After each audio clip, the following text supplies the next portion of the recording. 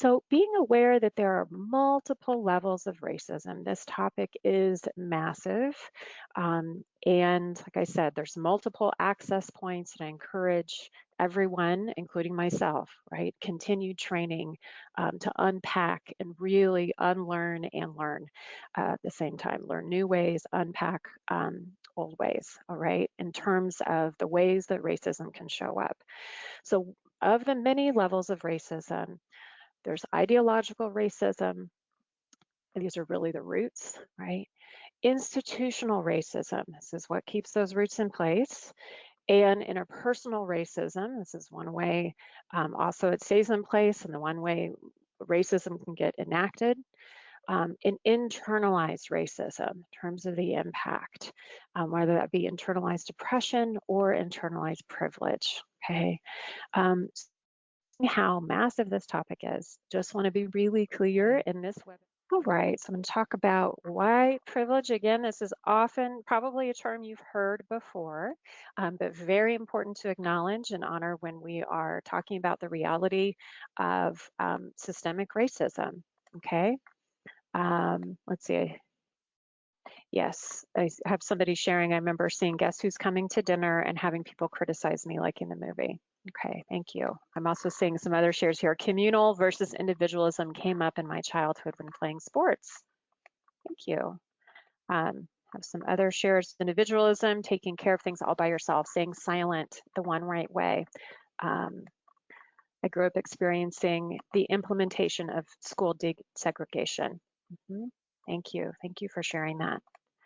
Okay, so when we think of white privilege, this term was introduced by Peggy McIntosh in the late 80s, white privilege in her essay, Unpacking the Invisible.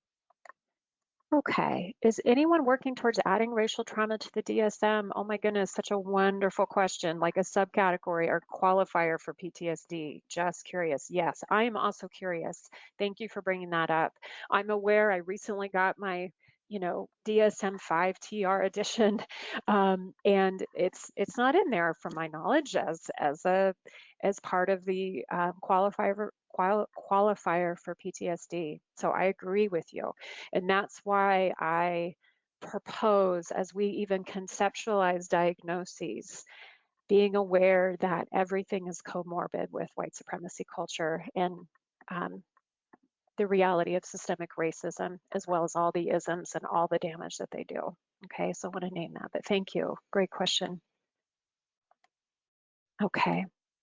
All right, so want to introduce, if you're not already familiar with it, RESM.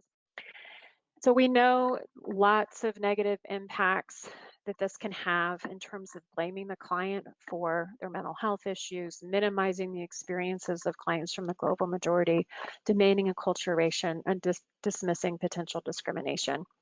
As I said a moment ago, this is for therapists with a high level of color blindness, lower empathy for all clients, lower awareness of cultural challenges, as well as more likely to attribute the responsibility for solutions to problems to African American clients more so than to white clients.